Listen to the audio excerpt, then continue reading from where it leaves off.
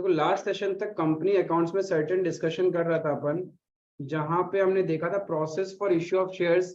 Underwriter के बारे में समझा था। अंडरराइटर कौन था? Who underwrites the shares. वो क्या बोलता है? वो गारंटी लेता है कि क्या हो जाएगा, शेयर सेल आउट हो जाएगा। कितना सेल आउट हो जाएगा? मिनिमम एप्लीकेशंस आ जाएगा। मिनिमम एप्लीकेशंस कितना होना पड़ेगा? 90% एज पर हुम? As per SEBI. सेबी का full form securities exchange board of India. ठीक है। सेबी बोलता है मिनिमम 90% एप्लीकेशन होना पड़ेगा। इफ 90% एप्लीकेशन नहीं हुआ तो क्या होगा? लिस्टिंग होने नहीं मिलेगा और उनको रिफंड कर देगा। तो ये लिस्टिंग सुना था, तो उसी के ऊपर एक डिस्कशन करता है कि इंडिया में कितना तरीके का, कितना टाइप्स ऑफ कंपनीज होता है, राइट? क्योंकि इसके ऊपर भी कभी कभी कहीं कहीं क्वेश्चंस आ जाता है। तो पहले डिस्कशन करेगा टाइप्स ऑफ कंपनीज। फिर हमने लास्ट जो टचअप छोड़ा था process for issue of shares, जहां पे हमने देखा था पहले एप्लीकेशन फीस आता है, फिर हम लोग का बोर्ड में नाम आ जाता है, मतलब हम लोग अलॉटमेंट कर देता है, फिर सामने वाला एडमिशन फीस मंगाता है, मींस अलॉटमेंट ड्यू करता है, फिर हम लोग अलॉटमेंट का पेमेंट करता है, फिर उन लोग कॉल्स को ड्यू करता है और हम लोग कॉल्स का पेमेंट करता है, राइट? इसके अंदर में हमने कुछ और टर्म्स भी पढ़ लिया था। कुछ टर्म्स पढ़े थे हमने, वो एक बार लिख लेते हैं। हाँ, ना क्या आ जाओ। कॉल्स इन एरियर के बारे में पढ़ा था। कॉल्स इन एरियर क्या था? जब कंपनी कोई भी इंस्टॉलमेंट का पेमेंट ड्यू करता है और शेयर होल्डर नहीं पे कर पाता, तो उस अमाउंट को हम लोग बोलता है कॉल्स इन एरियर। क्लियर है?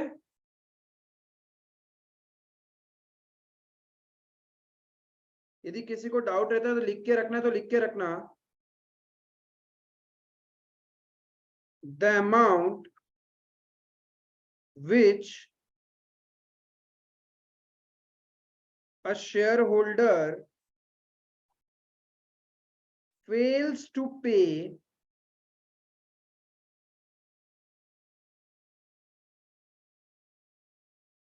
is known as calls in arrear. The amount which a shareholder fails to pay is known as calls in arrear. Clear है?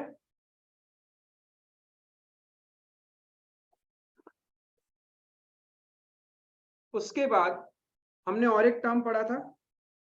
क्या था वो? Calls in advance. ये क्या है? Yes, when a shareholder makes the payment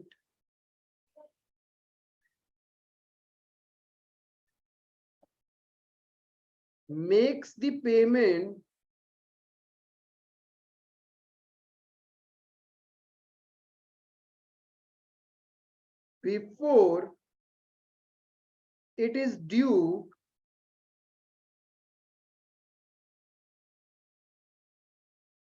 is known as calls in advance. जब एक share holder due होने से पहले, यानी कंपनी वाला मंगवाया ही नहीं है, उससे पहले ही पेमेंट कर दे, तो उसको हम लोग बोलता है कॉल्स इन एडवांस। क्लियर है? बताओ, calls in arrear and calls in advance में से from company point of view कौन सा एसेट है? कॉल्स इन एरियर एसेट है, क्योंकि इसके बदले में पैसा मिलेगा ना फ्यूचर में। तो ये हो गया हमारे लिए कंपनी के पॉइंट ऑफ व्यू से एसेट। और ये क्या है फिर?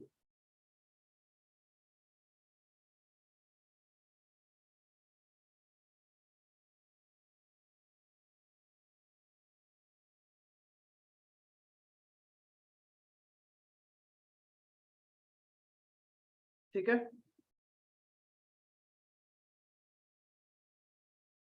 अब देखो टाइप्स ऑफ कंपनीज।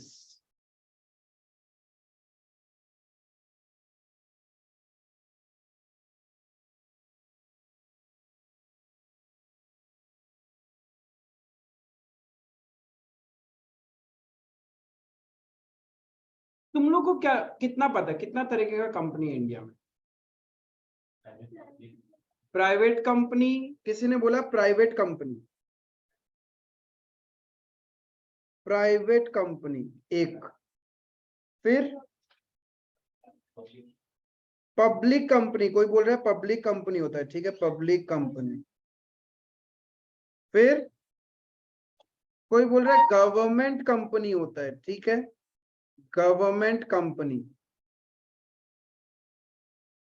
और कोई कंपनी? मेजरली हमें पता है कि इतना ही कंपनीज होता है, ये हमें पता है as per the basic knowledge. कैसे आइडेंटिफाई कर पाते हो तुम लोग कि ये एक प्राइवेट कंपनी है, ये पब्लिक कंपनी है, या फिर ये गवर्नमेंट कंपनी है?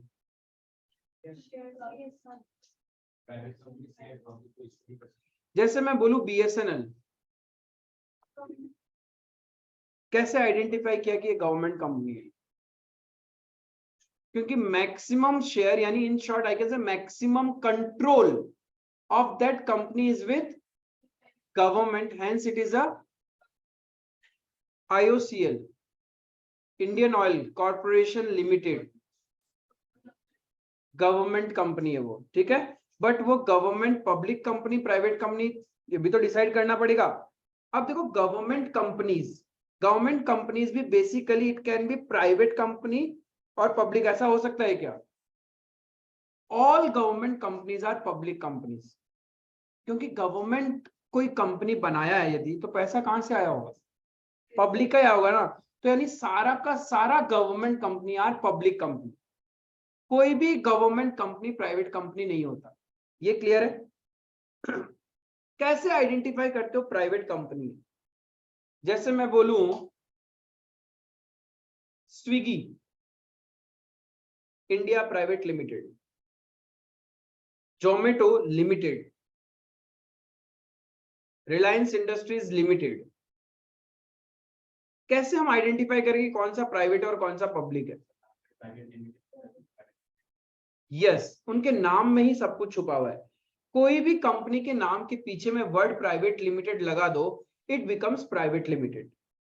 लेकिन यदि कोई भी कंपनी के नाम के पीछे से वर्ड प्राइवेट हटा दो, सिर्फ लिमिटेड रहने दो, then it becomes a public company. हाँ गवर्नमेंट लिमिटेड, क्योंकि गवर्नमेंट तो पब्लिक कंपनी है ना। लिमिटेड का मतलब होता है the liability is limited. Limited का मतलब है the liability of the members of the company is limited. कितना तक लिमिटेड है? Up to the shares, up to the shares उनका लायबिलिटी उतना ही, that's why they use the word limited. जैसे हमने पार्टनरशिप में पढ़ा था लिमिटेड लायबिलिटी पार्टनरशिप, वहां पे भी वर्ड क्या था? लिमिटेड। बट पार्टनरशिप में ऐसा कोई वर्ड था क्या? पार्टनरशिप इज प्योरली पार्टनरशिप, यानी वो अनलिमिटेड था। क्लियर है? तो एक है private company, public company, government company,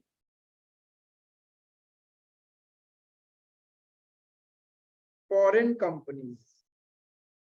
foreign company जो है बाहर का बट काम कर रहा है हमारे यहाँ पे, तो उसको हम लोग बोलते हैं फॉरेन कंपनी, ठीक है। स्मॉल कंपनी, देखो मैं कंपनी को शॉर्टकट में लिख रहा हूँ CO डॉट, ठीक है। स्मॉल कंपनी, छोटा छोटा कंपनी, जैसे स्टार्टअप्स वगैरह, ये सब स्मॉल कंपनीज है। Then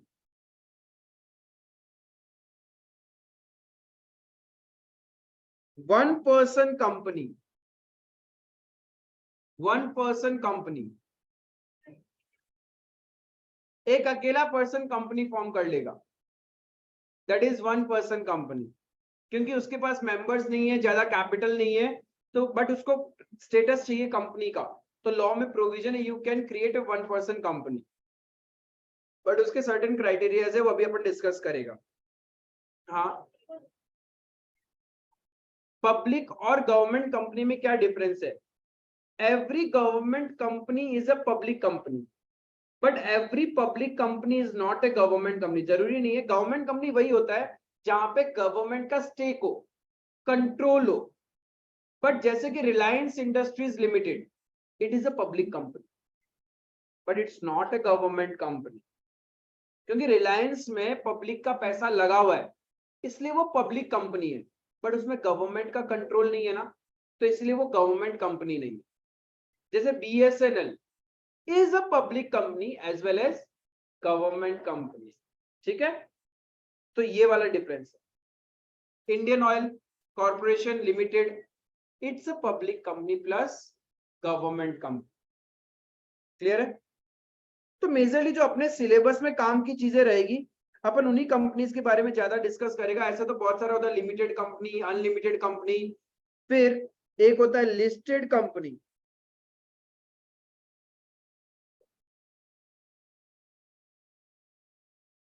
unlisted company. Listed companies हो सकता है, अनलिस्टेड कंपनीज हो सकता है।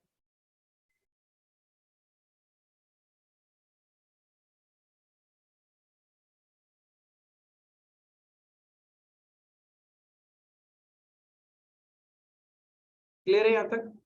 तो अब देखो जो मेजर काम है, कभी कभी जो थ्योरेटिकल क्वेश्चन या कुछ पूछ ले तो अपने को डिस्टिंग्विश पता होना चाहिए प्राइवेट कंपनी और पब्लिक कंपनी। अब एग्जाम में डिस्टिंग्विश आए तो डिस्टिंग्विश लिख दो। सिंपली पूछ ले प्राइवेट कंपनी और पब्लिक कंपनी को इलाबोरेट करो, क्या करो, उस डिस्टिंग्विश को पैराग्राफ में लिख दो, तो बन गया आपका आंसर। ठीक है, तो सबसे पहले समझता है कि प्राइवेट कंपनी और पब्लिक कंपनी में डिफरेंस क्या है। एक तो मेजर डिफरेंस मैं ऐसे समझा दूं, कोई भी पर्सन 2-4 लोग 5 जन 10 जन मिलकर अपना कंपनी स्टार्ट करता है, खुद का पैसा लगाता है, तो वो प्राइवेट कंपनी है। जहां पे पब्लिक का पैसा लगा हुआ है वो हो गया पब्लिक कंपनी। क्लियर है? प्राइवेट कंपनी में भी शेयर्स होगा, पब्लिक कंपनी में भी शेयर्स होता है, बट प्राइवेट कंपनी के शेयर्स इजीली ट्रांसफरेबल नहीं। आप ऐसे ही अपनी मर्जी से ट्रांसफर नहीं कर सकते, मेंबर का कंसेंट चाहिए होता है। बट पब्लिक कंपनी में, ये public is a listed company, तो आप इजीली जब मन चाहे जिसको ट्रांसफर करना है कर दो।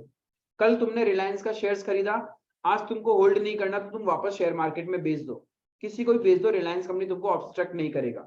That is the public company. Clear है? तो लिखेगा डिस्टिंग्विश बिटवीन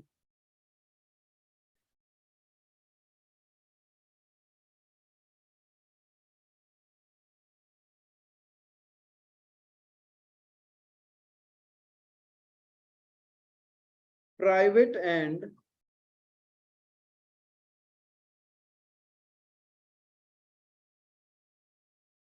पब्लिक कंपनी।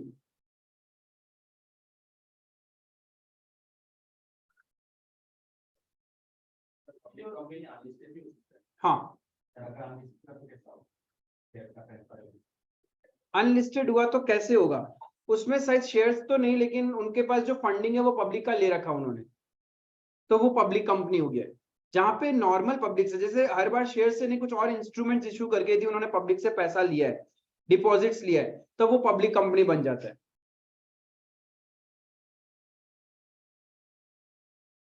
तो लिखना प्राइवेट, एक तरफ प्राइवेट कंपनी और एक तरफ पब्लिक कंपनी।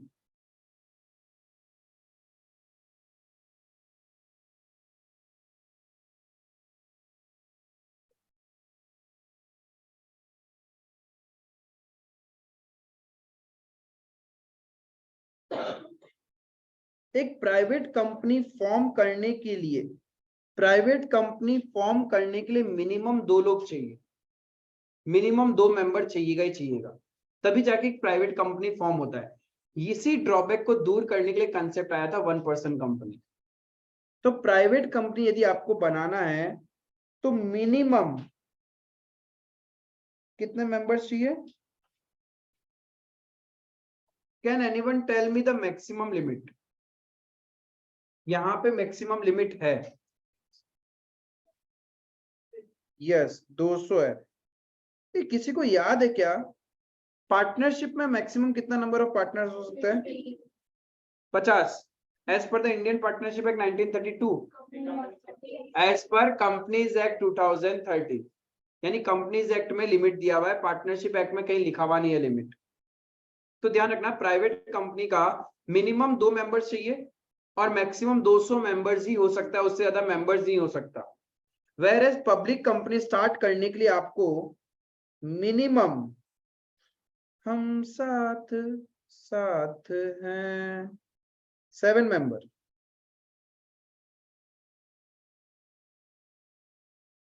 एंड मैक्सिमम कितना हो सकता है? No limit. Maximum number of members no limit, जितना बनाना है बनाओ, जितने शेयर होल्डर्स होंगे हो सकते हैं, लाखों करोड़ों, जितने चाहिए।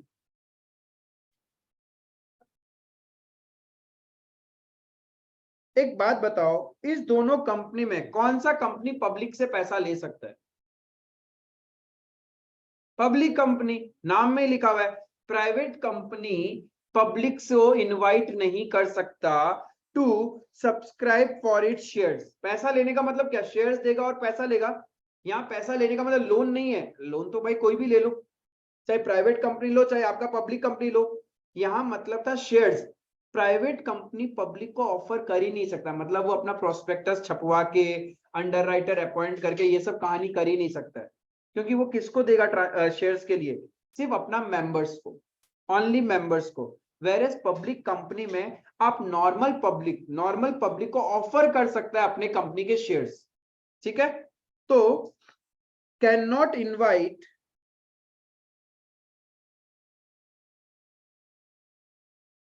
private companies cannot invite public to subscribe for its shares.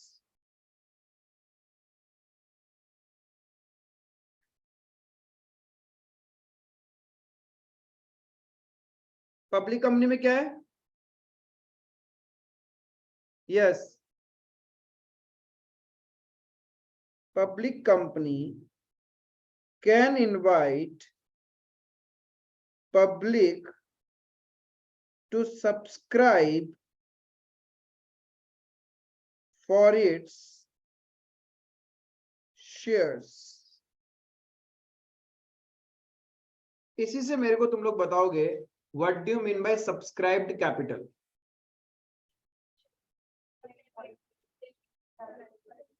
क्या क्या क्या? जितना हमने इशू किया है उसमें से जितना पब्लिक ने परचेज कर लिया या बाई कर लिया है उसको हम लोग बोलता है सब्सक्राइब्ड कैपिटल। क्लियर है? तो एक बात बताओ, इजीली तुम कहां पे शेयर्स ट्रांसफर कर सकते हो? पब्लिक कंपनी में, बट प्राइवेट कंपनी में इजीली ट्रांसफर नहीं कर सकते। तो transferability of shares, there is restrictions on transferability of shares.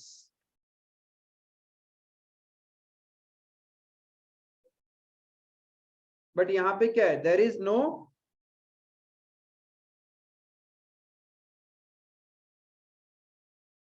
restriction on transferability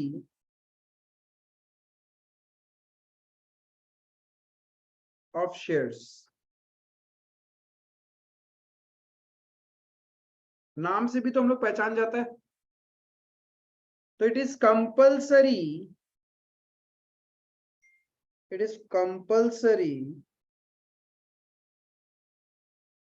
to use word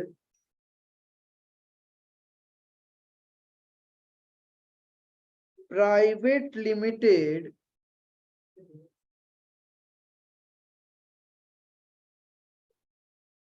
at the end of its name.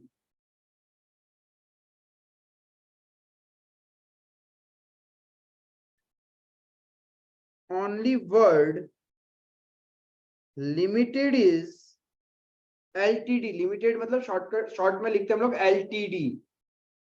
बहुत जन ऐसे बोलते हैं PVT LTD।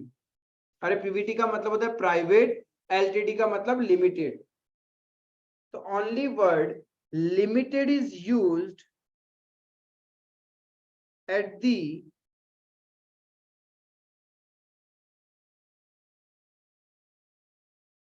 end of its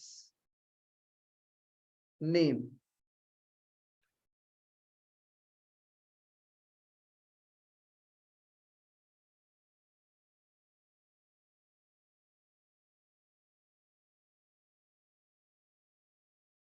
private company के अंदर में मैनेजमेंट, मतलब मैनेज करने वाले को हम लोग क्या बोलते हैं?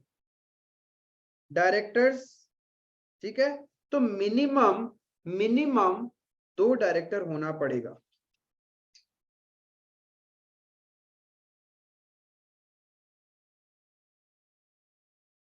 एंड मैक्सिमम 15 डायरेक्टर हो सकता है। Whereas in case of public company 7 तो मेंबर था, यस, मिनिमम 3 डायरेक्टर्स चाहिए।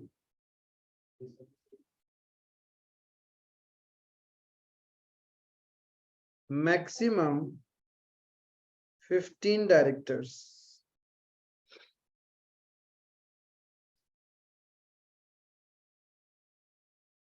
Can anyone give me example of private companies?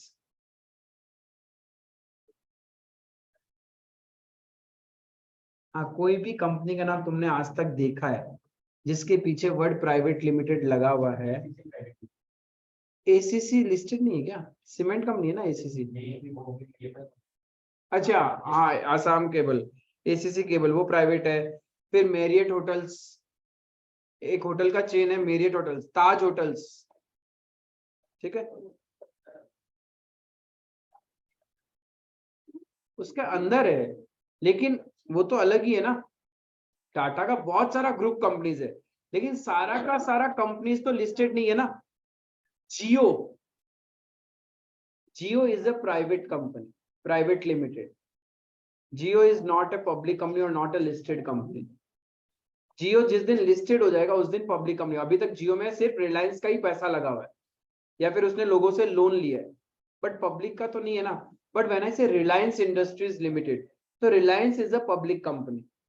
Clear है? तो मैरियट होटल्स ये तुम्हारा एक प्राइवेट कंपनी है।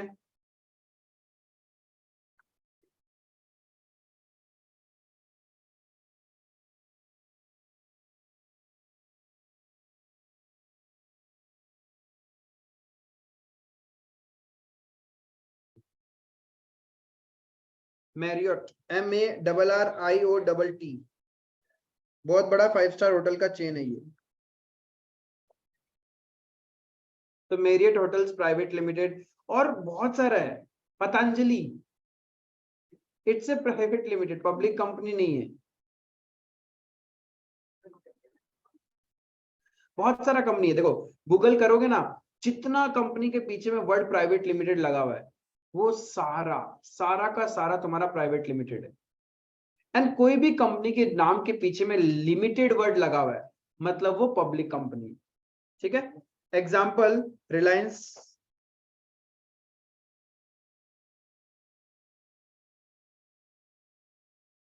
MRF,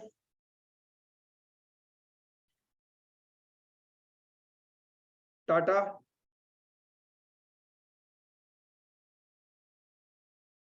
देश का नमक।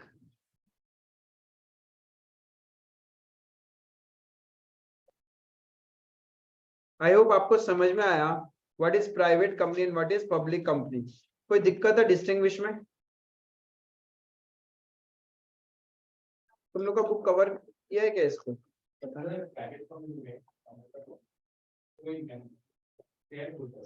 अगर मर जाए तो उसका, हाँ, लीगल हायर्स को जाता है, लीगल हायर्स को जाएगा। क्लियर है? Distinguish between private company and public company.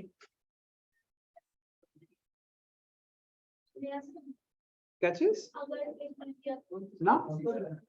Company is an artificial person, इसके पास परपेचुअल सक्सेशन है। प्राइवेट हो चाहे पब्लिक हो, it is a perpetual succession. उसका जो लीगल हायर है पीछे में जो बचा उसको ट्रांसफर हो जाएगा। अरे वारिसु, किसी ना किसी को ट्रांसफर होगा, नहीं तो कंपनी के रूल्स में लिखा हुआ होता है कि पीछे कोई नहीं बचता है, तो कुछ ट्रस्ट बनाए हुए होते हैं, ट्रस्ट को ट्रांसफर हो जाता है फिर वो। हाँ, अब कोई है ही नहीं देख रेख करने वाला, तो गवर्नमेंट देख रेख करेगा उसका। किसी को भी बेसिकली कंपनीज पहले से एक ट्रस्ट बना के रखता है। नहीं, गवर्नमेंट के पास कंट्रोल है या नहीं। एक होता है देख रेख करना, एक होता है कंट्रोल, दोनों में डिफरेंस है, ठीक है। जैसे कि तुम एक रेंटेड घर में रहता है, तुम्हारा उस घर पे कंट्रोल है या नहीं उस पर डिपेंड करता है, तुम बस देख रेख कर रहे हैं। जैसे कि क्या होता है कि if you will go to the बड़ा बड़ा पैलेसेस एंड ऑल, जैसे राजस्थान साइड में जाएगा ना, बड़ा बड़ा हवेलीज है, लोगों ने कंस्ट्रक्ट तो करवा लिया बट लोग वहां रह नहीं रहे। But if you will not stay over there तो धीरे धीरे चीजें खराब हो जाती है। तो उसको देख रेख करने के लिए, कुछ चोरी ना हो जाए, प्रॉपरली मेंटेनेंस रहे, साफ सफाई रहे, लोग क्या करते हैं, लोगों को हायर करके वहां रखते हैं। कभी कभी किसी को तो सामने से रेंट दिया जाता है कि तुम रहो, हम तुम्हें पैसा देंगे मंथली, और किसी से नॉमिनल रेंट लिया जाता है, बट उनका कोई कंट्रोल नहीं है। कंट्रोल का मतलब है you can make changes as per your wish, आप मॉडिफिकेशन कर सकते हैं अपने हिसाब से, उसको कंट्रोल बोलते हैं, राइट। जैसे कि रेंटेड प्रीमाइसेस में आप रहते हो तो वहां पे आपका कंट्रोल थोड़ी ना है, आपको हर चीज का परमिशन लेना पड़ता है ना। कल को आप एक घर में रह रहे हो, आपका मन नहीं कर रहा एक दीवार तोड़ के एक बड़ा रूम बनाने का, कर पाते हैं क्या? नहीं, because you do not have control. तो ये कंट्रोल वर्ड बहुत इंपॉर्टेंट है। तो कंट्रोल का बेसिकली कंपनी के कॉन्टेक्स्ट में कंट्रोल कब आता है पता है? जब तुम उसके बोर्ड ऑफ डायरेक्टर्स अपॉइंट करने का पावर तुम्हारे पास है, मन मर्जी होगा उसको हम डायरेक्टर अपॉइंट कर सकता है, तो बोलता है कंट्रोल है। उसके डिसीजन, मेजर डिसीजन तुम ले रहा है तो तुम्हारा कंट्रोल है उसके अंदर में, तब होता है कंट्रोल। अदरवाइज जस्ट तुम देख रहा है, केयर कर रहा है। राजू चाचा मूवी देखा है क्या? हाँ। उसके अंदर में जो अजय देवगन होता है ना, वो सिर्फ क्या करता है, केयर टेकर होता है, कंट्रोल नहीं है। पावर ऑफ अटॉर्नी से कंट्रोल आता है, तो वो कंट्रोल होना पड़ेगा। इफ तुम्हारा प्राइवेट कंपनी का कंट्रोल चला गया गवर्नमेंट के पास में, then it will become a government company, else वो प्राइवेट कंपनी रहेगा। क्लियर है? तो ये समझ में आ गया प्राइवेट कंपनी क्या होता है और पब्लिक कंपनी क्या होता है, ठीक है। लिस्टेड कंपनी क्या है? यस, लिस्टेड कंपनीज कौन हो जाएगा अपना?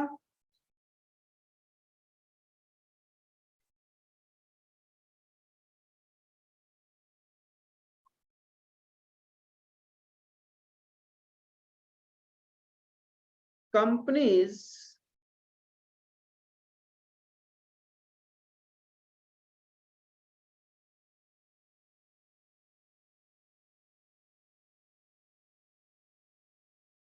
whose shares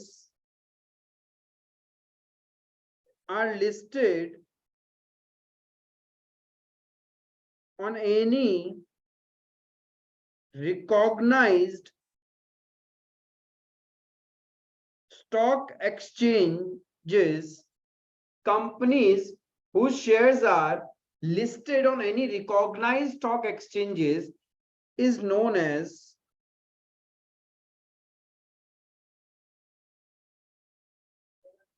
listed companies.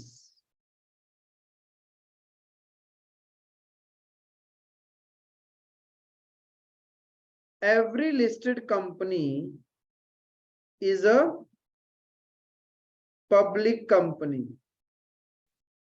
Recognised stock exchange का मतलब एनएससी, बीएससी, ठीक है, और भी है, बट मेजरली इंडिया में ये दो ही स्टॉक एक्सचेंज है जहां पे मोटा ट्रेडिंग होता है, एनएससी एंड बीएससी।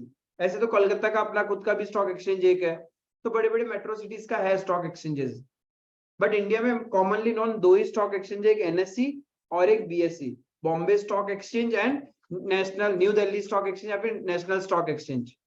क्लियर है? वहां पे लिस्टिंग करवाता है कोई भी कंपनी, अपना नाम वहां लिस्ट करवा लेता है, तो उसको हम लोग बोलता है लिस्टेड कंपनीज। क्लियर है? कभी फुर्सत मिले तो शेयर मार्केट देखना। तो शेयर मार्केट बेसिकली होता क्या है, वो एक ऐसा मार्केट है जहां पे अलग अलग कंपनीज के शेयर्स लिस्टेड है और लोग कुछ बाई कर रहे हैं, कुछ सेल्स कर रहे हैं, कोई सट्टाबाजी कर रहा है और कोई इन्वेस्टमेंट कर रहा है, एंड बट दैट सट्टाबाजी इज अ लीगल सट्टाबाजी इन इंडिया। क्रिकेट का सट्टाबाजी इज नॉट लीगल, बट आप वहां पे स्पेकुलेशन करो, चलता है। इसलिए तो हर्षद मेहता जी ऊपर चले गए थे। इनसाइडर देखा ना, स्कैम 1992, इनसाइडर इंफॉर्मेशन, तो वो सब वहीं पे होता है स्टॉक मार्केट। हाँ, किसका लूप होल्स? हर्षद मेहता ने किसी का लूप होल्स नहीं निकाला था, वो भी कम शेयर प्राइस को पंपिंग एंड डंपिंग ही करते थे। Inside information, basically inside information जो सिर्फ इनसाइडर को पता होता है, मतलब कंपनी के मेन मैनेजमेंट को। हाँ नहीं, हिडनबर्ग रिसर्च करता है, उसके बाद इनसाइड इंफॉर्मेशन नहीं, वो रिसर्च करके उसके बाद वो बोलता है कि इस कंपनी में ऐसा ऐसा है, बट वो एलिगेशन वैसा नहीं डालता। मतलब वो बोलता है कि मेरे हिसाब से तो ये है, और उस पर लोग रिलाई करते हैं कि उसकी बातें सच होती है। It's just like an octopus बाबा बोल दिया आज यही मैच जीतेगा तो वही जीतेगा। तो हिडनबर्ग रिसर्च करके अपना बोल देता है मार्केट में, बट वो 100% एश्योरेंस नहीं देता है कि ऐसा है। वो बोलता है मेरे हिसाब से कंपनी में ऐसा तो गड़बड़ है। तो वो Hindenburg is a research agency ना, वो कोई सर्टिफाइड गवर्नमेंट एजेंसी थोड़ी ना है कि वो बोल दिया तो एकदम पत्थर की लकीर हो गई। पर वो किसी और कंट्री का, अपन का कंट्री का लॉ ही अलग है, तो वो कहानी है। नहीं, कभी भी नहीं था, पहले भी नहीं था और आज भी नहीं है। इनसाइड इंफॉर्मेशन देना इज ए क्राइम इंडिया में। इंडिया नहीं, दुनिया का कोई भी कंट्री में आप चला जाओ, वो क्राइम ही है इनसाइड इंफॉर्मेशन, क्योंकि आप इससे मैनिपुलेट कर सकते हैं। मतलब समझ लो, ये तो वही वाला बात हो गया कि कोई बैट्समैन पिच पे बैटिंग करने गया और तुमको पहले से पता है कि अब वो इस बॉल में आउट होने वाला है, या फिर इस बॉल में छक्का आएगा ही आएगा, इस बॉल में नो बॉल होगा, ये तो गलत बात हो गया ना। कैसे पता चलता है? Setting, fixing. फिक्सिंग मतलब पहले से मैच फिक्स है। इनसाइड इंफॉर्मेशन का मतलब पहले से आपने सब चीज इंफॉर्मेशन निकाल के, जैसे कि कंपनी को एक नया प्रोडक्ट लॉन्च करने वाला, या फिर एक नया टाई अप होने वाला है, बहुत स्ट्रॉन्ग टाई अप, जिससे उस कंपनी का और स्ट्रॉन्ग बन जाएगा। लेकिन ये मीटिंग तो सिर्फ अंदर तक हुई है, अंदरूनी बात है, और आपको पहले ही पता चल गया। उसके बेसिस पे आपको पता चल गया कि 4 महीना बाद ये बड़ा मर्जर होगा, बड़ा टाई अप होगा। तुमने आज ही उस कंपनी के बहुत सारे शेयर्स खरीद के रख ली कम दाम पे। 4 महीना बाद जिस दिन ये इंफॉर्मेशन लीक होगा, उसका शेयर प्राइस तो ऊपर जाएगा, तो तुम तो अच्छा खासा प्रॉफिट कमाएगा ना। यही तो इनसाइड इंफॉर्मेशन। तुम अपने नमूनों को छोड़ के रखेगा, लोगों को पैसा खिलाएगा, अंदर तक घुसेगा, तो इंफॉर्मेशन निकल जाता है ना। क्रेडिट का, ये लीगल का है। लीगल का है ये, लीगल नहीं है ना। ये तो तुम वही वाला बात हो गया कि पाकिस्तान का खुफिया एजेंसी में तुम घुस के तुम कुछ कर रहा है, इंडिया का सीक्रेट्स को लीक कर रहा है। ये तो मेरा टैलेंट है ना, मैं सीक्रेट्स निकाली हूँ। ठीक है। सो समझ में आया लिस्टेड कंपनी क्या होता है। बेसिकली इंडिया का कोई भी कंपनी जो स्टॉक एक्सचेंज में लिस्टेड है, उसको हम लोग लिस्टेड कंपनी बोलता है। एग्जाम्पल, एग्जाम्पल बताओगे? रिलायंस, अडानी एंटरप्राइज। हाँ, फिर तुम लोग का वो मेकअप का सामान वाला क्या नाम है उसका, नायका।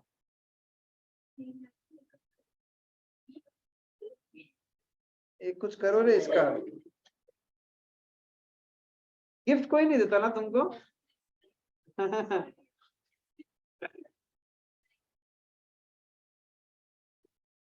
डबल ए है ना, पूरा एकदम ईगो हर्ट हो गया। एक एक क्या काम लगाया। तो उसको लिस्टेड कंपनी बोलता है। और कोई भी कंपनी जो रजिस्टर्ड नहीं है, जो रजिस्टर्ड नहीं है बट वो पब्लिक कंपनी है, उसको हम लोग बोलते हैं अनलिस्टेड पब्लिक कंपनी। क्लियर है? तो अब अनलिस्टेड पब्लिक कंपनी तो बना पाएगा डेफिनेशन, इसका रिवर्स से उल्टा है। गवर्नमेंट कंपनी, ये क्या होता है?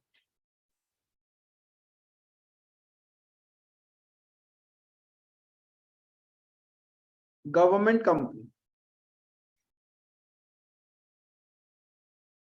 Yes, control. कोई भी कंपनी जिसका कंट्रोल गवर्नमेंट के पास है, तो उसको हम लोग गवर्नमेंट कंपनी बोलते हैं। और कंट्रोल कब आएगा? जब 50% से ज्यादा शेयर्स गवर्नमेंट के पास होंगे। ये 50-50% है तो कंट्रोल कहां हुआ? 51% यदि गवर्नमेंट के पास है और 49% किसी और के पास है, तो 51% मेजोरिटी हम आ गए। तो मेजोरिटी जब गवर्नमेंट के पास होती है, उसको हम लोग बोलता है government company. Any company, any company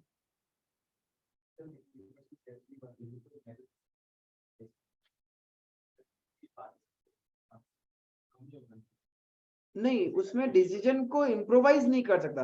अब जैसे समझ लो कोरम होता है, मीटिंग होता है, हम लोग सब कोई मीटिंग करता है, सपोज 20 जन मीटिंग किया, और 20 में से 11 आदमी तुम्हारा ही है। हम लोग 9 जन बोला नहीं नहीं नहीं, no no no no no, और तुम्हारा 11 आदमी बोलता है yes yes yes yes, resolution pass होगा या नहीं होगा? That's called majority. That's majority ना। बट क्या चीज? हाँ, एक आदमी को नहीं होता है। क्या चीज?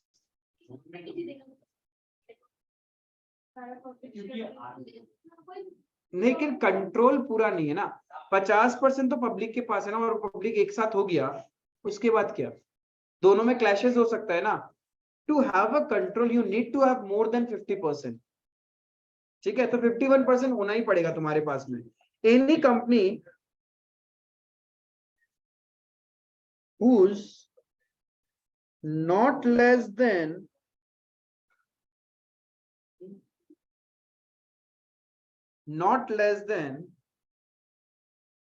51% of the paid up capital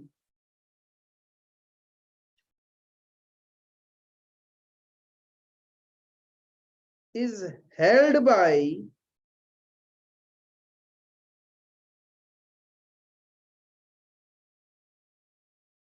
central government or state government or partly by central government and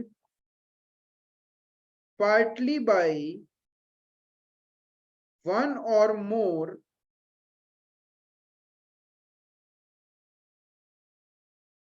state government. SG मतलब स्टेट गवर्नमेंट और सीजी मतलब central government.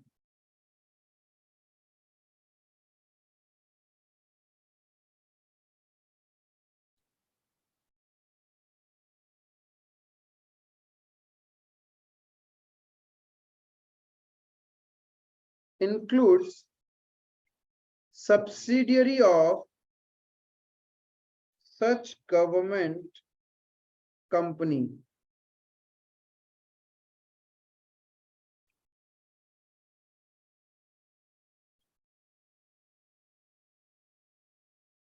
includes subsidiary of such government company। ई का है सब्सिडियरी? नहीं, एक होता है holding company और एक होता है सब्सिडियरी कंपनी, राइट? जैसे कि सपोज एक ए लिमिटेड है और एक बी लिमिटेड है, राइट? ए लिमिटेड ने क्या किया, बी लिमिटेड का 51% कंट्रोल ले लिया।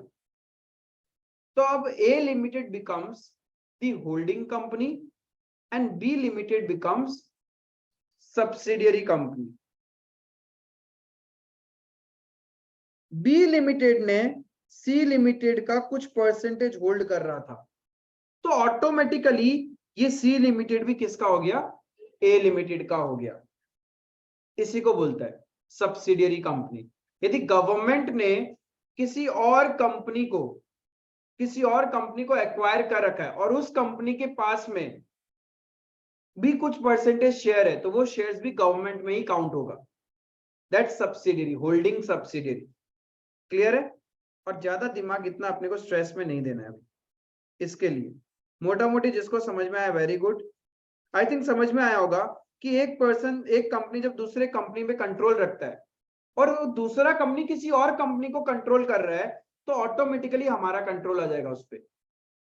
ठीक है? Automatically we can also control that third company. Clear है? तो उसी को बोलते हैं holding subsidiary relationship. Government company clear है? ऐसा कंपनी जहां पे 51% या उससे ज्यादा का पेड अप कैपिटल कौन होल्ड कर रहा है? गवर्नमेंट। कौन सा? सेंट्रल या फिर स्टेट या फिर कुछ सेंट्रल और कुछ स्टेट्स के पास में। ठीक है? सबको मिला के उसको हम लोग बोलते हैं गवर्नमेंट कंपनी।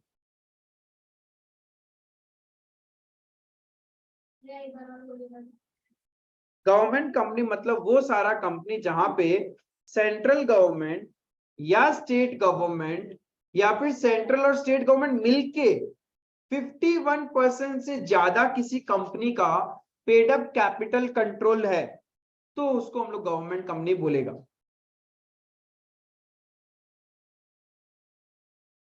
क्लियर है? फॉरेन कंपनी,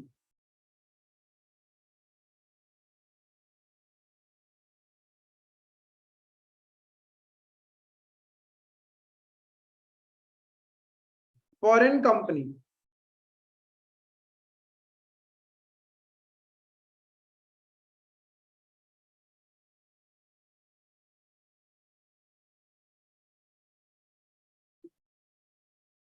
फॉरेन कंपनी से क्या मतलब है?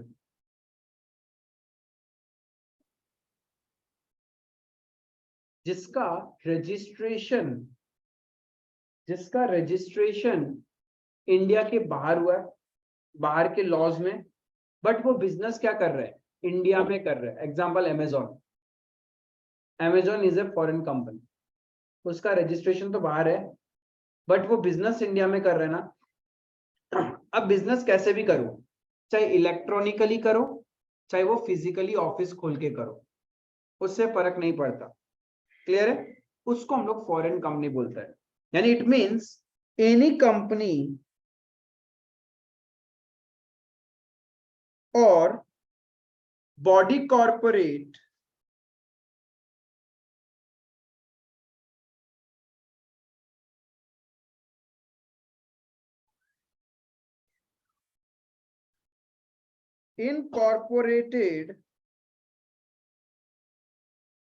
incorporated आउटसाइड इंडिया, इनकॉर्पोरेट का मतलब registered outside India,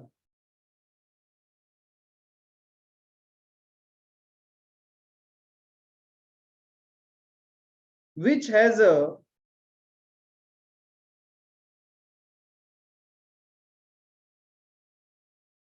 place of business, which has a place of business in India, whether by itself or through an agent, या तो वो खुद ही खरीद ले या फिर उसका जो एजेंट जिसको उसने दिया है बिजनेस करने के लिए इंडिया में, जैसे मूमीसू वगैरह क्या है, has a place of business in India, है ना। जैसे आप लोग सेंट्रल मॉल और में जाते हो ना, कुछ कुछ चाइनीज कंपनीज है मिमीसू वगैरह करके, मुमुसू है या मिमीसू है?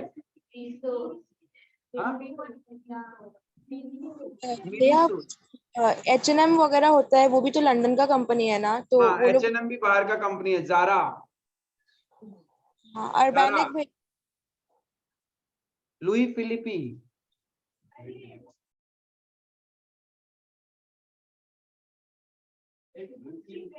गुच्ची, गबाना, हाँ हाँ एक्वायर कर लिया, लुई फिलिप को एक्वायर कर लिया। और भी एक ब्रांड है जैसे टॉमी हिल्फिगर, फिर इटियोस बोल के एक ब्रांड है, बहुत सारा वॉचेस कंपनी का ब्रांड है, तो जो इंडिया में बिजनेस कर रहा है। हाँ, आईएनसी लिखा हुआ है क्या उसके नाम के पीछे?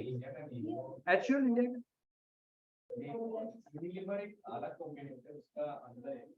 हाँ वो दोनों का वो मिला हुआ है मर्जर। जैसे पहले हीरो होंडा था, हीरो और होंडा, होंडा यहाँ का कंपनी है ही नहीं। Maruti Suzuki, Maruti Suzuki, Suzuki यहाँ है ही नहीं। सुजुकी जापान का कंपनी और मारुति यहाँ का कंपनी है, तो ऐसे करके मिला हुआ है। ठीक है, तो वो है which has a place of business in India whether by itself or through an agent physically or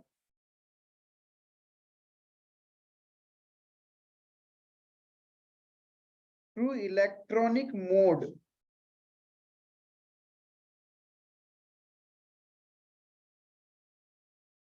and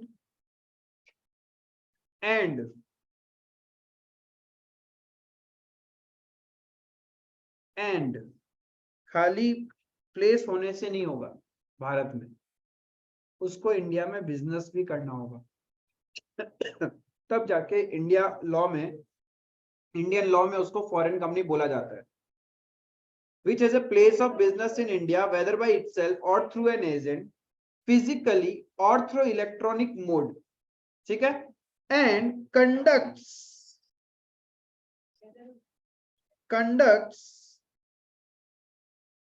any business activity in India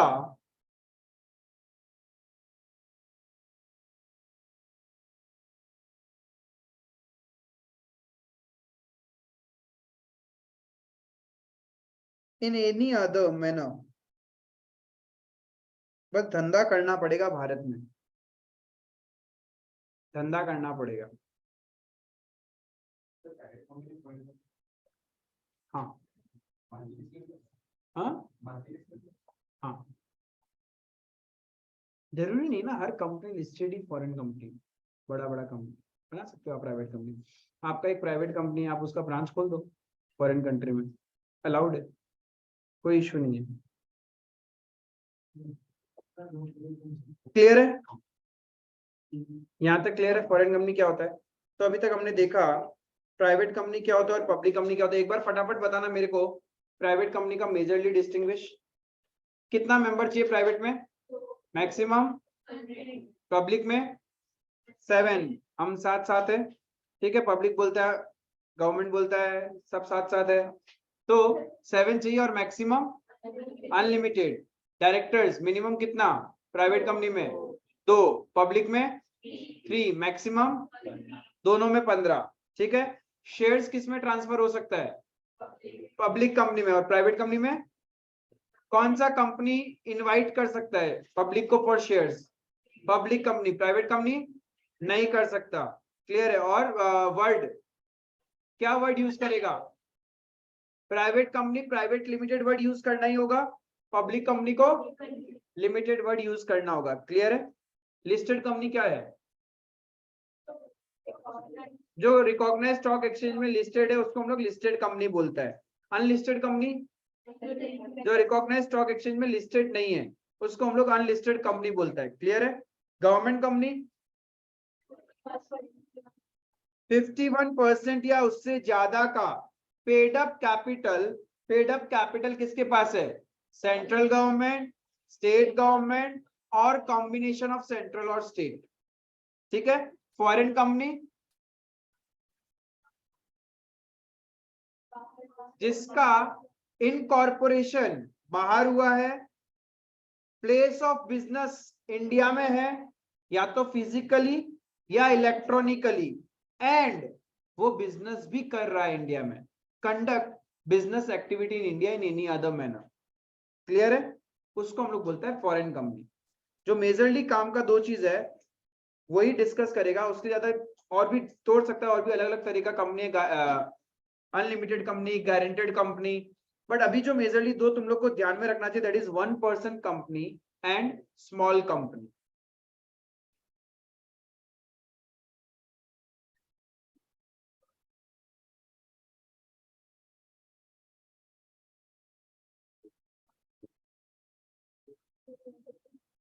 किस कंपनी को 1 पर्सन कंपनी बोलेगा? जिसमें एक ही मेंबर है, उसको हम लोग बोलेगा 1 person company. Companies which has only 1 person as a member is known as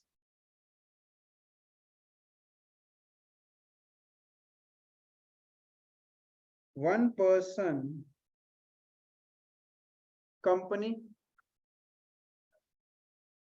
Companies which has only 1 person as a member is known as 1 person company.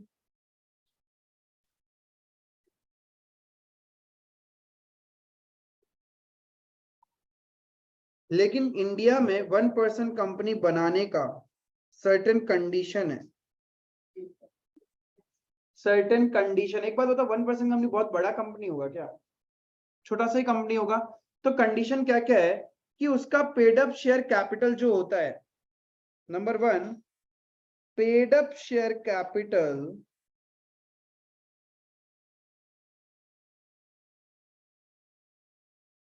should not exceed ₹50 lakh। 50 lakh रुपए से ज्यादा उसका paid up share capital नहीं जाना चाहिए। If गया तो फिर वो 1% कंपनी का स्टेटस उसको नहीं मिलेगा। और हाँ, फिर उसको बनाओ, प्राइवेट लिमिटेड बनाओ, पब्लिक जो बनाना बनाओ, फिर उसको 1% से हटना पड़ेगा, उसको प्राइवेट कंपनी फॉर्म करना पड़ेगा। तो ये तो कंडीशन है, बोलता है छोटा आदमी है तब तक 1% कंपनी अलाउड है, इससे ज्यादा बड़ा बनना है तो फिर मेंबर्स भी ज्यादा होना चाहिए, रिस्क बढ़ता जा रहा है। कंपनी का स्टेटस में बहुत सारा पावर्स मिलता है आपको, तो उस पावर्स का मिसयूज भी तो हो सकता है। वन सेल कंपनीज बन सकते हो तुम लोग, बोलते हैं नहीं, क्योंकि वहां पे आप पकड़ोगे किसको? एक अकेला ही गायब हो गया, उड़ गया, खत्म, गायब, पकड़ते रहो उसको। लेकिन एक से ज्यादा मेंबर होगा तो किसी ना किसी को तो पकड़ा जा सकता है। हाँ, क्या करेगा? हाँ, अरे भाई, कंपनीज बनाने का देखो, अंदरूनी बातें यही होती है। बड़े बड़े जितने भी बिजनेसमैन है ना, वो क्यों कंपनियां बनाते हैं? उनकी एक दो कंपनी से भी काम हो जाएगा, 100 200 300 कंपनियां होती है उनकी। हाँ, वही मैं बता रहा हूँ। क्या होता है, कंपनीज क्रिएट करता है सिर्फ ट्रांजेक्शन्स को घुमाने के लिए, ट्रांजेक्शन्स घुमाने के लिए शेल कंपनीज बनाए। तुमने बहुत मूवीज, तुम, मेरे को लगता है तुम लोग एंटरटेनमेंट नहीं है जिंदगी में। अरे बहुत सारा मूवीज है, बहुत सारा मूवीज है जिसमें शेल कंपनीज होता है। पेपर में तो कंपनीज है। अब वो तो अब ऐसे याद नहीं रहता मेरे को, मैं बहुत सारा देखता रहता हूँ कंटेंट के लिए, बहुत कंटेंट मिलता है वहां से। कोई भी यार, आज बॉलीवुड साउथ किसी ना कुछ तो अच्छा नॉलेज मिल ही जाएगा। बस you have to have right vision. कुछ होता है एंटरटेनमेंट पार्ट और कुछ होता है कंटेंट जो चाहिए होता है। तो बहुत सारा कंपनी ऐसा होता है जैसे कि गवर्नमेंट प्रोजेक्ट्स है, कंपनीज को अलॉट होती है। अब एक कंपनी का एक कूलिंग ऑफ पीरियड होता है। यदि तुमने कोई गवर्नमेंट का काम किया है तो बैक टू बैक तुम्हें नहीं मिलता है। गवर्नमेंट को सबको अपॉर्चुनिटीज देना है। उसने अपना ही एक कंपनी बना लिया, उस कंपनी के थ्रू काम उठा लिया, बट प्रैक्टिकली वो कंपनी कोई है ही नहीं, वो सिर्फ दिखाने के लिए पेपर पे है। ऐसा बहुत सारा कंपनीज होता है, ट्रांजेक्शन घूमता है। इवन बड़े बड़े बिजनेसमैन लोग तो अपने ड्राइवर के नाम, एम्प्लॉयज के नाम कंपनी बना के छोड़ देते हैं। उसकी औकात भी नहीं है, फिर भी उसके नाम से कंपनीज है। कंपनी का मतलब एक आर्टिफिशियल पर्सन, और आर्टिफिशियल का मतलब प्रॉपर्टी खरीद सकता है, कॉन्ट्रैक्ट कर सकता है, लोन ले सकता है, और क्या चाहिए? तो वो सारा चीज। हाँ, एक आदमी कितना कंपनी खोल सकता है, ऐसा कोई लिमिट नहीं है।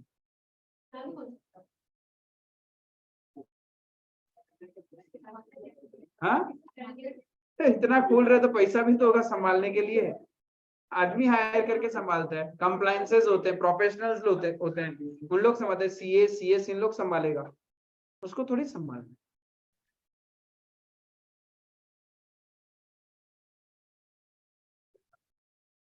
नंबर बी, दूसरा condition,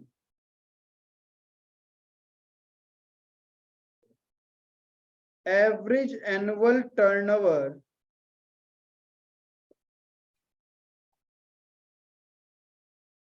of 3 years should not exceed average annual turnover of 3 years should not exceed rupees 2 crores।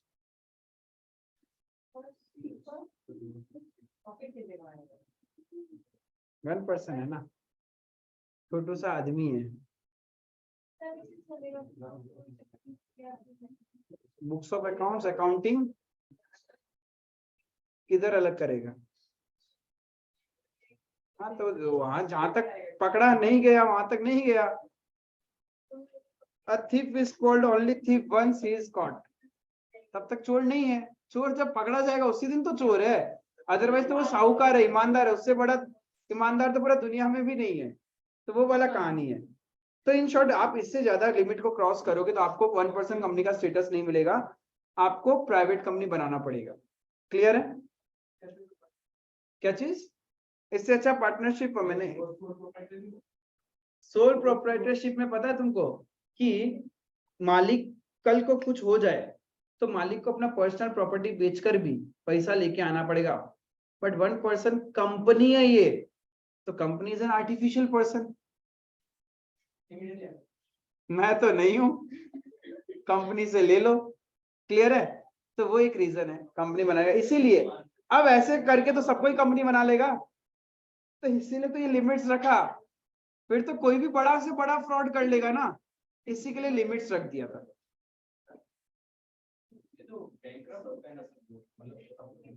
क्या चीज?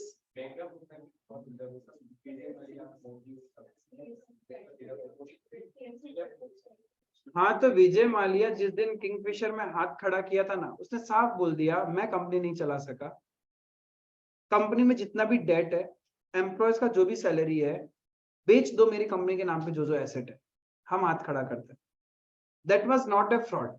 विजय माल्या उस किंगफिशर में फ्रॉड नहीं किया, उसका फ्रॉड दूसरा था, गारंटर बन के बैंक्स के थ्रू लोन, वो कहानी अलग है। लेकिन एक है वो बिजनेस नहीं चला पाया। सत्यम स्कैम पता है किसी को?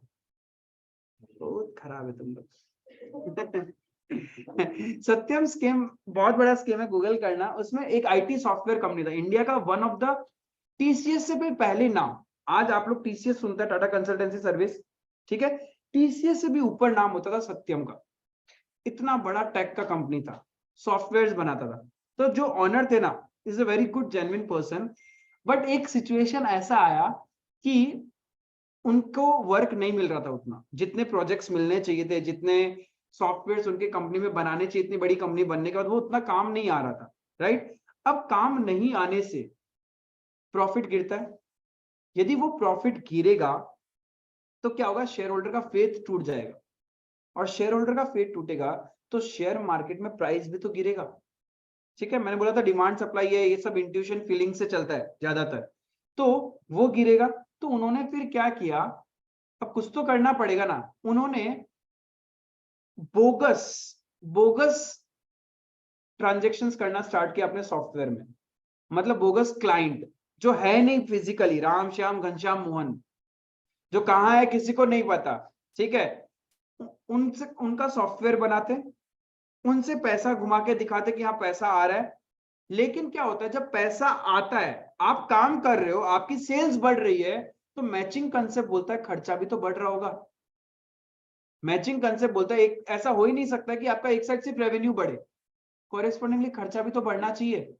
उन्होंने क्या किया, फेक एम्प्लॉयज क्रिएट करना स्टार्ट किया और उनको सैलरी भी देते गए, क्योंकि जो ऑडिटर था या फिर जिसने ऑडिट किया, सॉफ्टवेयर का एक लूपहोल कंट्रोल उन्हीं के हाथ में था।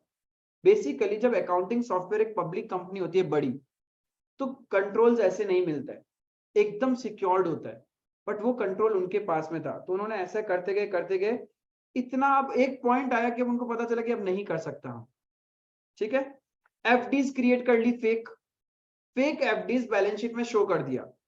जब ऑडिटर्स ने पूछा कि ये कहाँ है, अब इतने बड़े आदमी, उन्होंने बोला कि नहीं ये कोई चोरी वोरी हो गई। तो आप जब ऑडिट करने जाते हैं ना, आप फिजिकल डॉक्यूमेंट चेक करते हैं, दैट टू ओरिजिनल, जेरोक्स पे आप रिलाई नहीं करोगे कभी भी, ठीक है। तो ओरिजिनल डॉक्यूमेंट उन्होंने सबमिट नहीं कर पाया, उन्होंने बोला कि जेरोक्स ही है, वो चोरी हो गया था, इधर उधर हो गया, हमने एफआईआर रिपोर्ट लिखा रखी है, राइट। एंड इतना बड़ा आदमी था, जेन्युइन था सब कुछ, तो ऑडिटर भी ब्लाइंडली मान गया वहां पे पहली गलती, ठीक है। और कैश खड़ा हो रहा था, जब आपका प्रोजेक्ट सेल हो रहा है, एम्प्लॉयज का सैलरी उतना नहीं होगा, कैश खड़ा हो रहा है, आपके बुक्स में कैश आए जा रहा है। एक पॉइंट के बाद उस कैश को भी तो जवाब देना पड़ेगा ना, कोई आपसे इंक्वायरी करेगा कि आपका बुक्स बता रहा है इतना कैश इन हैंड है कहाँ। एक बैंक दिखाएगा कैश एट बैंक, तो बैंक में तो दिख नहीं रहा, बैंक स्टेटमेंट में तो कैश, इतना कैश है कहाँ, और कैश है तो ऑडिटर ने फिजिकल वेरिफिकेशन क्यों नहीं किया, ठीक है। एक मोमेंट के बाद वो थक गए, उन्होंने बोला अब और नहीं चला सकता, शेयर होल्डर का फेथ एक लिमिट तक हम बना के रख सका, कोशिश किया, अब नहीं हो पा रहा, खुद जाके खुद ही सरेंडर कर दिया, बोला मैंने ऐसा ऐसा किया। एग्जैक्टली ईयर्स तो नहीं पता, बट पढ़ना पूरा सत्यम का स्कैंडल जो है, सत्यम स्कैम, बहुत अच्छा है, यूट्यूब में तुमको कोई ना कोई मिल ही जाएगा स्टोरी। मतलब ट्राई टू, हाँ, just try to invest your time into a proper way. आपके पास खाली समय होता है ना, you are into the field of commerce, knowledge लेने के लिए बहुत सी चीजें हैं। इंस्टाग्राम रील्स की जगह कुछ अच्छी केस स्टडीज सुन लिया करो, नॉलेज गेन ही होगा। तो वही वाली चीज है, तो बहुत सारे ऐसे स्कीम है। तो विजय माल्या ने उस लेवल पे फ्रॉड नहीं किया, जब उसका कंपनी का हालत खराब था, एकदम बर्बाद हो गया, सैलरी नहीं पे करवा रहा था, that is the concept of mismanagement. वो मैनेज नहीं कर पाया, इतना खर्चा कर देता था कैलेंडर गर्ल्स के ऊपर में, तो क्या ही करेगा उस शूट के ऊपर अपने ऐशो आराम में, तो कंपनी नहीं चल पाया। क्योंकि किंगफिशर एयरलाइंस में जो फैसिलिटीज और जो एयर होस्टेज या जो कुछ भी था, वो सबको सैलरी वगैरह हाई में रख तो लिया, लेकिन एक पॉइंट के बाद नहीं चल पाया, नहीं चल पाया। स्कैम था उसका, बैंक के थ्रू गलत गारंटी से उसने जो फंडिंग उठाया था, दैट वाज द स्कैम। तो डिफरेंस समझना होगा। अरे बहुत कुछ है, कॉमर्स फील्ड में आप घुसोगे तो बहुत कहानियां है, बस आपको इंटरेस्ट होना चाहिए कि कैसे हो रहा है। इवन एक बिगेस्ट स्कैम स्टोरी सुनाता हूँ, शेयर मार्केट से related. He was a chartered accountant, अच्छी खासी पोस्ट में थे, शेयर मार्केट का इतना बड़ा स्कैम किया। और स्कैम कैसे किया, वो उस पोस्ट पे पहुंच चुके थे शेयर मार्केट के बीएससी के अंडर में, कि उन्होंने, एक होता है मैं यहां से सेल का ऑर्डर मार रहा हूं, सामने से बायर उसको खरीद रहा है एट द रैपिड मोमेंट, उस टाइम लैग में उन्होंने कुछ स्प्लिट ऑफ सेकंड, एग्जैक्टली अभी मुझे याद नहीं है, कुछ सेकंड, शायद 1 या 2 सेकंड का गैपिंग मार दिया। मैं मार रहा हूं, जैसे होता है ना कभी यूट्यूब में एक बफर आ जाता है और फिर वीडियो रिज्यूम करता है, वैसे ही उन्होंने उस सॉफ्टवेयर के अंदर में 1 से 2 सेकंड का लैग कर दिया, मेरा सेल और सामने वाले के परचेज के बीच में 2 सेकंड का गैप, और उस 2 सेकंड के अंदर में वो इतनी ट्रांजेक्शन्स कर लेते थे कि करोड़ों का प्रॉफिट कमाया। तो वो भी एक स्कैम है, जस्ट नॉलेज, बुद्धि का यूज करके। बट हर स्कैम एक दिन पकड़ा जाता है, हर बुद्धिमान कोई ना कोई गलती तो कर बैठता है, तो वो गलती हुआ उनसे फिर पकड़ेगी। वो वही तो हम सोचते हैं आज के डेट में कि क्या ही हो गया, विजय माल्या करके भाग गया, आज सब कोई गाली दे रहा है, पब्लिक गाली दे रहा है, उसको कोई फर्क नहीं पड़ रहा है ना, वो तो बढ़िया से अपना एंजॉय कर रहा है वहां पे, लाइफ ग्रीन कार्ड लेके जी रहा है। आपको उतना बेशरम बनना पड़ेगा, तभी आप उतना बड़ा फ्रॉड कर सकता है, वरना कभी फ्रॉड नहीं कर सकता। एक मिडिल क्लास जिस दिन उतना बेशरम बन गया, उस दिन वो बड़ा ही कुछ काम करके निकलेगा, वो बेशर्मी आना पड़ेगा। We know maximum of the politicians are not that much white collared, सबके काले कारनामे हैं, बट जब वो पब्लिक के सामने आते हैं उस कॉन्फिडेंस के साथ आते हैं जैसे उन्होंने जिंदगी में कुछ किया ही नहीं है खराब काम, तो you need to be that much बेशरम, आप भी कर सकोगे। उसके लिए नॉलेज लेना होगा, कभी भी हाफ नॉलेज के साथ कुछ भी कोशिश मत कर लेना। जैसे यूट्यूब से नॉलेज लिया और करना शुरू कर दिया, पूरा बर्बाद हो जाओगे। हाँ, एक्सपीरियंस, आप जिस फील्ड में, उस फील्ड में घुसो, पूरा समझ लो उसको, फिर स्कैम करो। अरे राइट नॉलेज तो कम से कम लोगे। मैंने क्या बोला, हर चीज के लिए आपको नॉलेज चाहिए, परफेक्ट नॉलेज चाहिए। जैसे हमने वो ऋतिक रोशन का एक मूवी आया था ना, मिस्टर ए, जो चोरी वोरी करता था, वो धूम 2 था ना, क्या था, नहीं नहीं नहीं नहीं नहीं नहीं, धूम 2 ही था शायद वो। हाँ हाँ, तो वो परसेप्शन एंड कितना स्मार्ट तरीके से वो चीजें कर रहा था।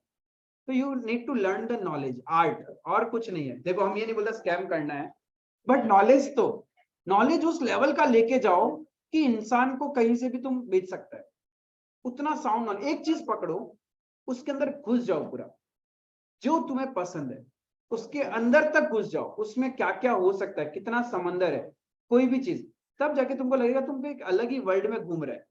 जितना सोचता था हम लोग, अभी भी सोचता है as a middle class family, यार इंसान 1000 करोड़ 2000 करोड़ कैसे बना लेता है, 1000 करोड़ को लिखने के लिए भी हाथ दुख जाता है, सोचे हमारे पास होगा तो हम पगला ही हो जाएगा, बट लोग बना रहा है ना, and over the 5 year 7 year 10 year का स्पेन में बना रहा है, ऐसा भी नहीं जिंदगी भर से बना रहा है।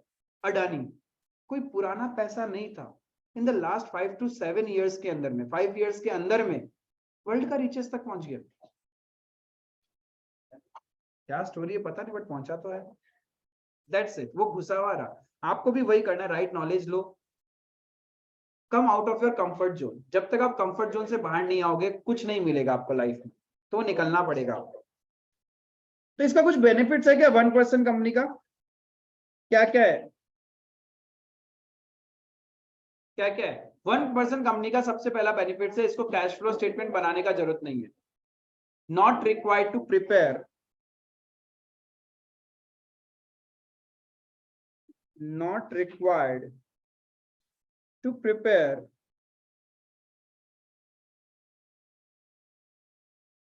cash flow statement.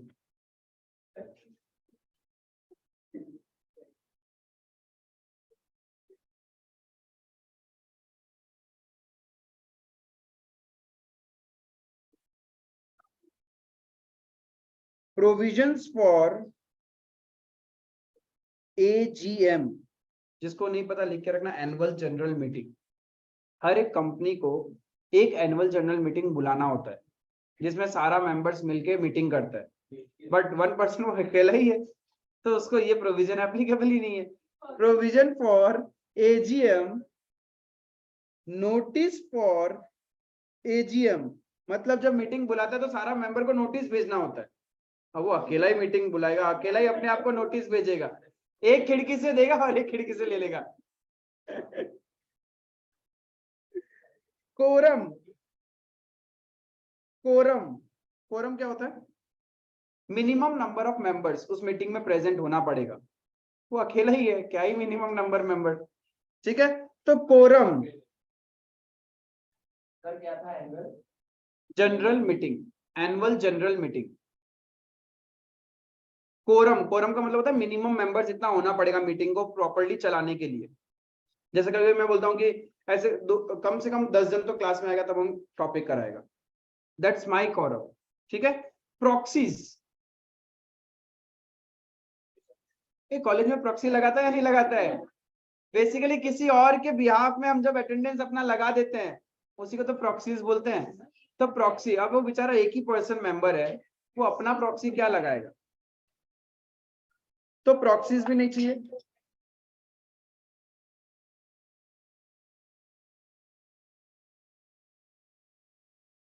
shall not apply, clear है? That was your 1% company. एक होता है छोटू कंपनी, छोटू कंपनी, नतून कंपनी,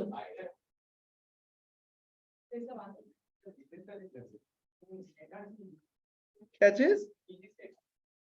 हाँ, कुछ ये कंपनीज को कवर करना जरूरी भी था, बिकॉज कहीं ना कहीं आपको पूछ लेते हैं वाइवा में, प्रैक्टिकल प्रोजेक्ट एग्जाम में, तो जरूरी था मेरे को कवर करना, वरना मैं नहीं करता, मैं आज डायरेक्ट प्रैक्टिकली स्टार्ट करता। हाँ, नेक्स्ट क्लास आप प्रैक्टिकली, अब हम प्रैक्टिकल में घुसेगा, थ्योरी इतना ही। स्मॉल कंपनी, स्मॉल कंपनी कभी भी पब्लिक कंपनी नहीं होता, पहले ये ध्यान रखना, वो एक प्राइवेट कंपनी होगा, यानी company other than public company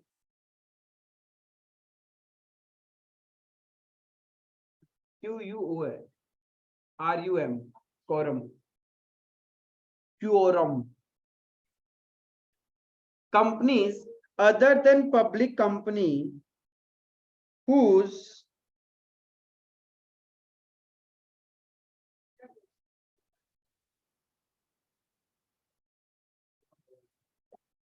paid up share capital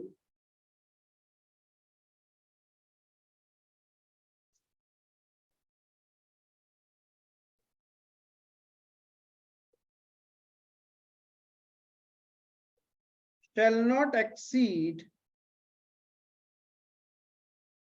rupees 40 crores,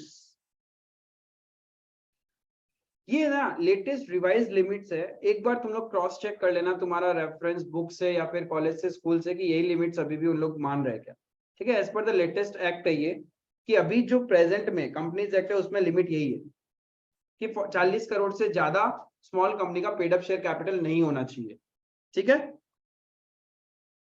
and यहाँ पे और नहीं है, ये ध्यान रखना। एंड का मतलब होता है both condition should fulfil together. और का मतलब होता है एनी वन कंडीशन, कोई एक कंडीशन भी वायलेट हुआ तो खत्म कहानी। बी, टर्नओवर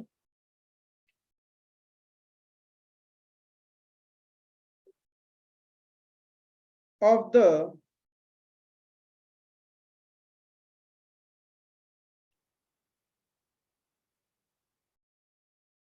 preceding, एक बार तुम लोग का बुक में चेक करना क्या लिमिट है, कुछ तो उल्टा पुल्टा होगा सर। टर्नओवर तुम लोग का बुक में क्या लिमिट है इसका, क्योंकि as per recent act cover कर रहा है या नहीं कर रहा वो।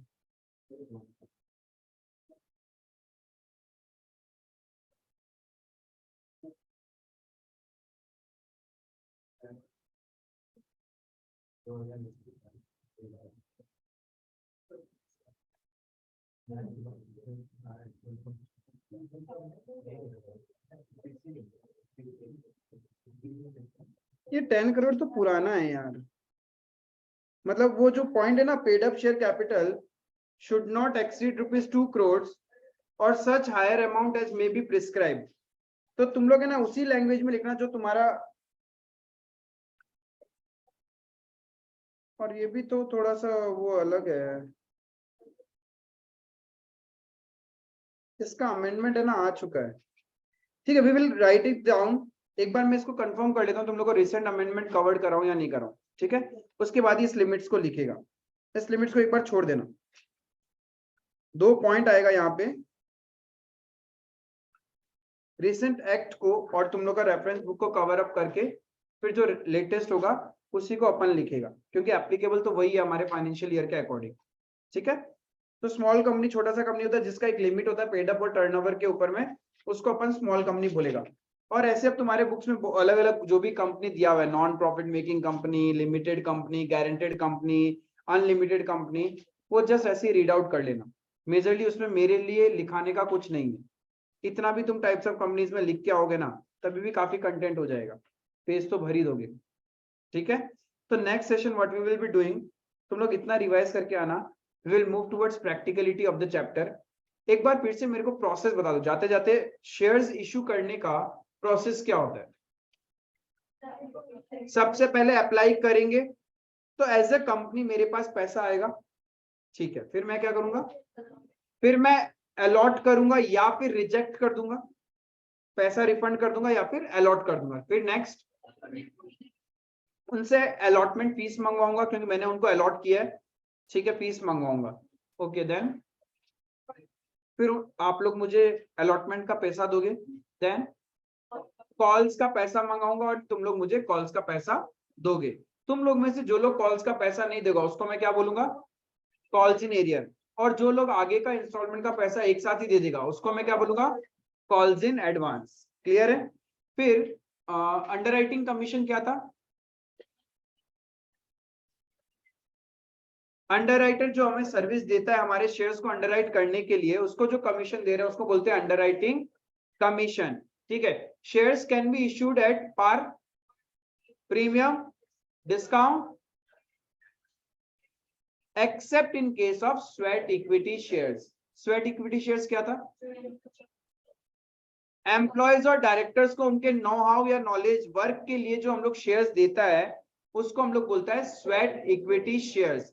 ठीक है, क्या शेयर्स का फॉरफीचर हो सकता है, कब, जब कोई शेयर होल्डर एरियर करता है तब हम उसके शेयर्स को फॉरफिट कर सकता है। क्या वो फॉरफिटेड शेयर्स वापस रीसेल कर सकता है, क्या उसको डिस्काउंट में रीसेल कर सकता है, कितना डिस्काउंट, जितना फॉरफिट तक पैसा मिल चुका था उतना पैसा का डिस्काउंट दे सकता है। क्लियर है ये चीज? बस इसी का प्रैक्टिकलिटी हम लोग। Shares can be issued for consideration other than cash, दे सकता है। कैसे? Barter system. हमने एसेट खरीदा, उसके बदले में शेयर्स दे दिया। कंपनी खरीदा, उसके बदले में हमने शेयर्स इशू कर दिया। क्लियर है? चलो, that's all for today, thank you.